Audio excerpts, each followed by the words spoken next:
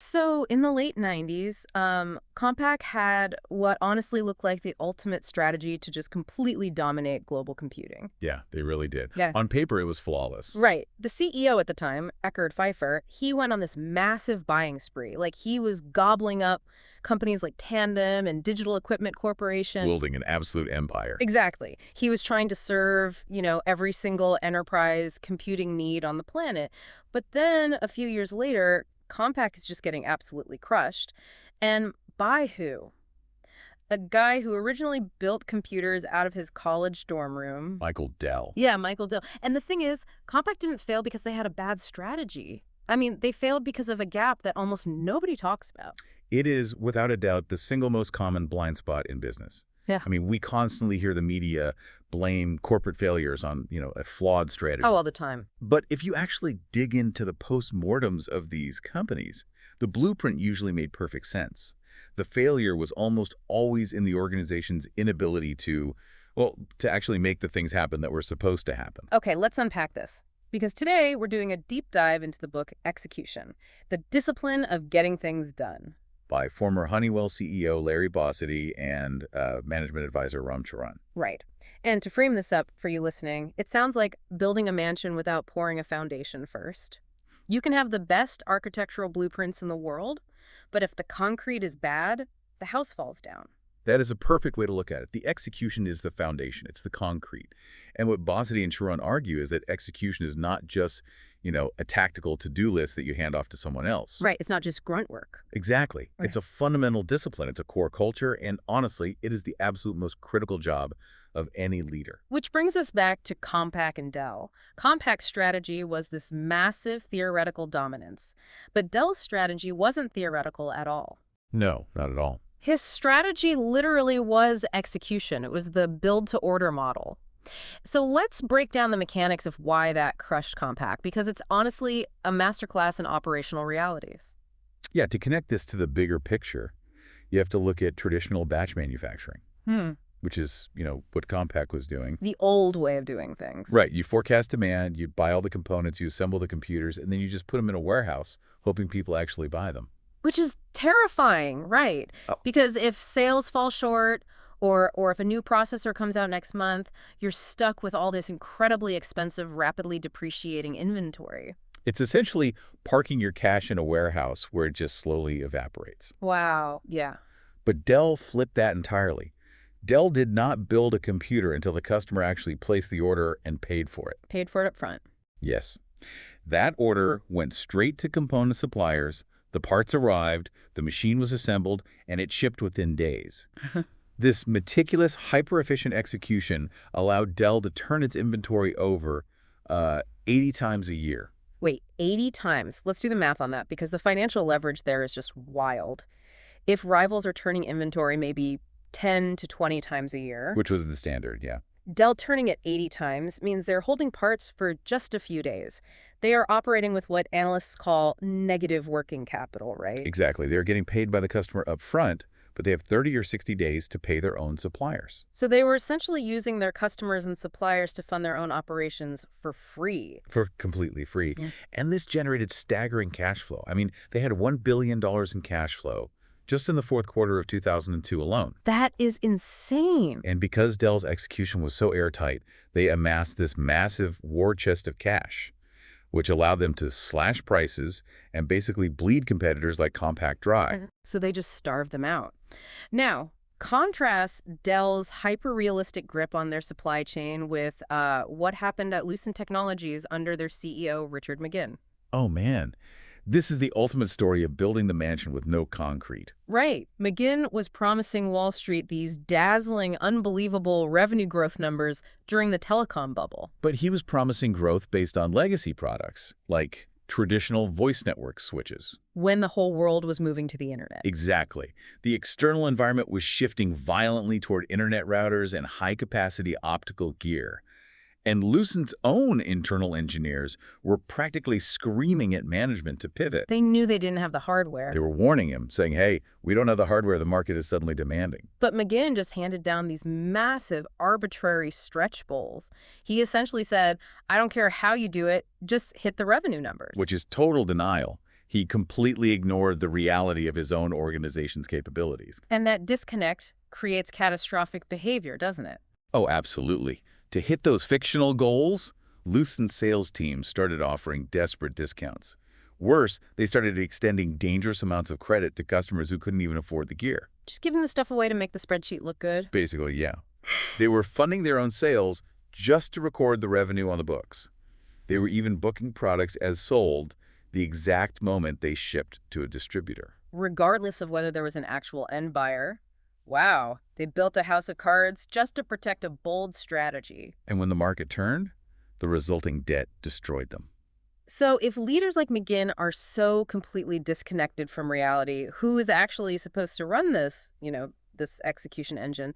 Because a lot of management theory seems to suggest that the CEO just thinks big thoughts and middle management handles the messy execution. Yeah, Bossidy and Sharon call that the myth of the mountaintop leader. Mountaintop leaders. Right. It is a highly toxic, pervasive idea. The CEO sitting in the corner office, delegating all the how-to details to subordinates so they can focus on vision. But the stark reality is what? The reality is that execution cannot be delegated. A leader's primary job is to personally and deeply run the three core processes of any business. Which are strategy, operations, and people. Exactly. Strategy, operations, people. You have to be in the weeds with those three. And the sources actually have this brilliant anecdote about Larry Bossidy visiting a Honeywell sensor plant in Freeport, Illinois. It totally shatters that mountaintop myth. Yeah, he doesn't just fly in for a photo op or to shake hands. Right. He sits down with the plant manager and actually starts dissecting the workflow. And he notices immediately that the quality control staff reports directly to the manufacturing staff. Which is a huge red flag. He pointed out the structural flaw right on the spot. He was like, you've set up a system where the people grading the homework report to the people doing the homework. Fox guarding the chicken coop. Exactly. Quality control needs independence to accurately monitor manufacturing. Otherwise, they are incentivized to hide defects. And he kept digging, too. He analyzed their footprint and told them flat out, you have a $600 million business spread across 9 plants. You are bleeding capital. Yeah, you need to outsource some of these components and shrink your footprint to get your costs competitive. But simultaneously, he didn't just criticize them. He actively praised their grassroots Six Sigma program. Which is crucial because Six Sigma, it's a data-driven methodology for eliminating defects. Right. But it's often pushed down from the top as a corporate mandate, which people naturally resist. Nobody likes being told how to work from corporate. Exactly. But Bossidy saw that this specific plant had initiated it on their own, from the ground up. So by praising it, he validated their operational initiative. And former GE CEO Jack Welch did the exact same thing. He heard American Standard was massively increasing their inventory turns, but he didn't ask an analyst to write a white paper about it. No, he went straight to the source. Right. Welch personally went to dinner with American Standard's CEO, Emmanuel Comporis, and he deliberately seated himself between 2 plant managers. One from Brazil, one from the UK, I believe. Yeah, and they were achieving 33 and 40 inventory turns a year. And Welch spent the entire night grilling them on the mechanics of how they achieved those numbers. But here's where it gets really interesting. But wait, doesn't this cross the line into micromanaging? How does a leader stay out of the weeds if they're grilling plant managers about inventory turns? I mean, you are paying executives millions of dollars to run these divisions. Right, that is the line every leader struggles with. But there is a mechanical difference between micromanaging and active leading. Okay, what's the difference? Micromanaging is telling someone how to do their job. It strips them of agency and, honestly, it diminishes their confidence. Walsh and Bossidy were not telling people how to turn inventory. They were just probing. Exactly. They used their deep knowledge to ask incisive, sometimes painful questions that forced their teams to confront reality.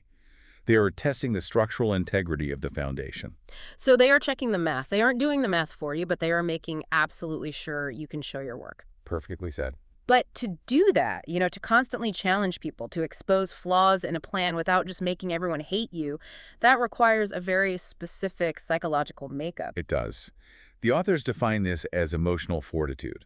We are shifting here from what a leader does to how a leader thinks. Oh. Emotional fortitude is built on authenticity, self-awareness, self-mastery, and humility.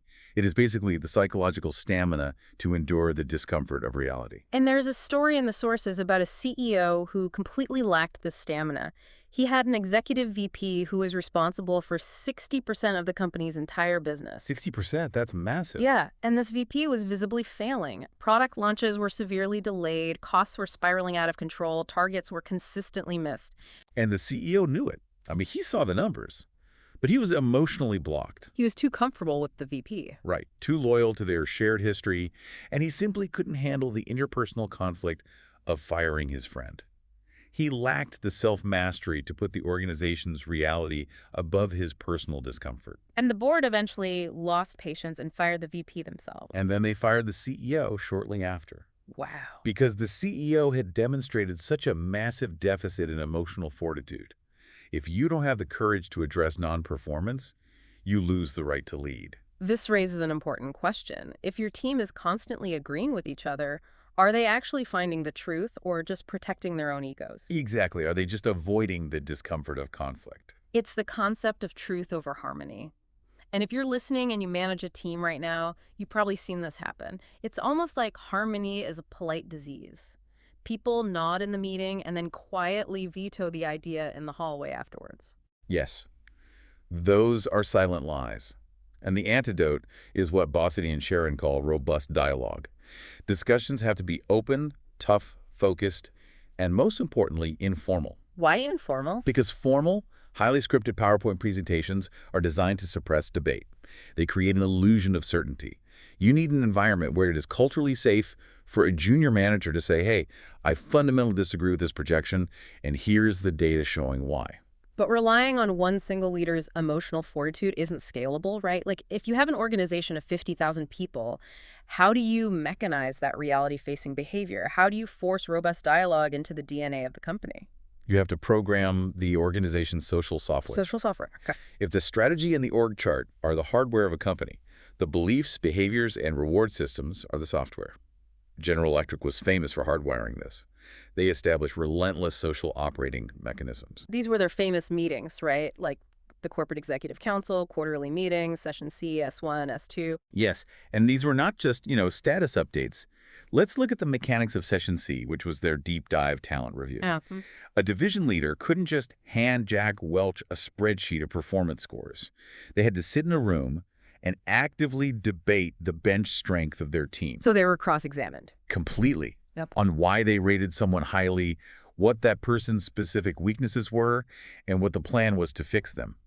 S1 operated the exact same way for strategy, and S2 for operations. So these meetings were the actual arenas where the culture of execution was practiced and enforced? Exactly. Now, see what happens when you have to install that software from scratch. You can look at Dick Brown taking over electronic data systems, or EDS. Oh, what a turnaround. He walked into an absolute disaster of a culture.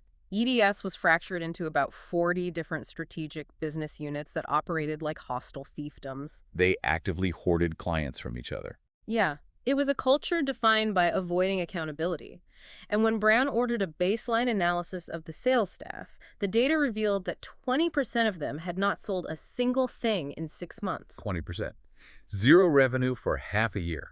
Wait, I have to challenge this, though.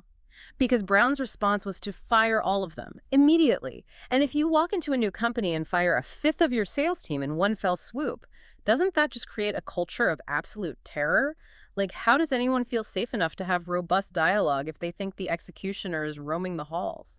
It's a valid concern, for sure. But you have to look at the baseline he was correcting. When 20% of a sales force produces nothing for half a year and suffers zero consequences, the culture is already telling your top performers that results do not matter. Okay, that's a good point. Firing the non-performers wasn't about terror, it was about reestablishing gravity. But you are correct that firing alone doesn't build a culture. The real genius was how Brown rewired the compensation software. He instituted a quintile ranking system, didn't he? Mechanically, yes. A quintile system forces a manager to divide their team into fifths, from the top 20% down to the bottom 20%. So You cannot give everyone a B plus just to avoid conflict. Exactly. It forces differentiation. But Brown took it a step further. He tied their bonuses not just to their individual unit sales, but to their collaborative behavior. So what does this all mean for the listener? If they are trying to change a culture, do they start with the company values or do they start by changing who gets the bonus checks? You change who gets the bonus checks? Absolutely. If an EDS salesperson sacrificed a marginal sale in their own unit to pass that client to a different division that could serve them better. Which goes against all their old instincts. Right, but they were explicitly rewarded for that in their compensation. The authors have this brilliant rule for this. They say, you don't think your way into a new way of acting, you act your way into a new way of thinking. Change the reward mechanism and the culture will follow. Which brings us to the ultimate component of execution. You can have the social software programmed perfectly, but you still need the right human beings to run it. The final and arguably most important core process is the people process. And if you don't get the people process right, the strategy and operations processes will inevitably fail. Yep. And the most common mechanical flaw in how companies evaluate talent is that they judge a person based almost entirely on the job they are doing today. Rather than testing if they have the bandwidth for the job of tomorrow. Yes. The sources highlight a devastating example of this. A CEO invested $250 million to build a state-of-the-art chemical plant in Indonesia. And to run this critical venture, he transferred his star plant manager from Brazil. I mean, the logic seems sound on the surface, right? Hmm. The manager ran a highly successful plant in one developing economy, so he should be able to run a new one in another. But the bandwidth requirements were entirely different. The Brazilian manager was an exceptional technical engineer, but this new role required a general manager. He had no idea how to navigate the complex Indonesian government bureaucracy. He didn't understand the local labor unions. Right. He lacked the political acumen required to build an operation from scratch in that specific cultural environment. It's like casting the world's greatest dramatic actor in a slapstick comedy and then being shocked when nobody laughs. The talent was there, but the bandwidth for that specific reality was totally missing. And the result was a disaster. The plant was severely delayed, costs spiraled, and the company ultimately had to write off the entire $250 million investment. Just brutal. You cannot evaluate for execution by just looking at past technical success or, an elite pedigree. You have to evaluate for behavioral traits. You look for doers. People who naturally energize a room rather than draining it. Exactly. People who make decisive calls on painful issues and people who follow through reflexively. But to identify those people, a manager has to be brutally honest in performance reviews, which introduces a great concept from Don Redlinger, the former HR director at Honeywell. He analyzed his company's performance reviews and described them as being all syrup, but no citrus. I love that phrase. It's the perfect description of a failed feedback mechanism. Managers sit down and offer vague, glowing praise because they lack the emotional fortitude to have a confrontational discussion. Right, they want harmony. But syrup doesn't give an employee any mechanical leverage to improve. If you don't tell someone exactly what their behavioral weaknesses are, you are depriving them of the friction they need to grow. And you just hollow out your own leadership pipeline in the process. Exactly. You have to inject the citrus. You have to have that robust dialogue about their actual shortcomings. And what's fascinating here is how a rigorous, reality-based people process can uncover talent that traditional HR systems are totally blind to. The sources detail a global organization that desperately needed a new executive to turn around their failing European division. Right. They needed a very rare blend of strategic vision and relentless execution to unite several fractured country-level teams. Now, the standard playbook is to hire a massive search firm and poach a high-profile CEO from a competitor in New York or London. Spend millions doing it. Right. But this company had built a global database that tracked deep behavioral talent metrics, not just sales numbers, but execution traits. So they were tracking the doers. Exactly. And because of that system, they found the perfect candidate buried deep in their own organization, running operations in a developing country. He didn't have the traditional pedigree, but he had the exact bandwidth required for the job of tomorrow. And he took over the European division, executed a massive turnaround, and eventually became a prime candidate for global CEO. That is the social software and the people process working flawlessly. It's finding the people who can actually grip the gears and move the vehicle forward. Okay, let's bring all of this together. Execution is not micromanagement, and it is certainly not just a checklist you hand off to your subordinates. It is a comprehensive living system. It requires the emotional fortitude to endure the discomfort of reality.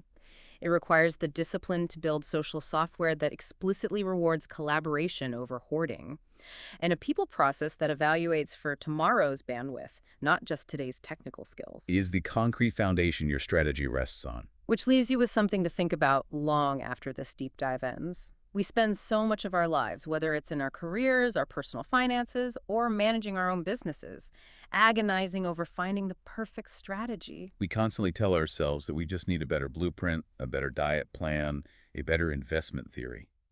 But what if your strategy is already good enough? What if the only thing actually standing between you and your goal isn't a lack of a better idea, but simply the emotional fortitude to look reality in the eye, build the concrete foundation, and finally execute the blueprint you already hold in your hands? Thanks for joining us for this deep dive.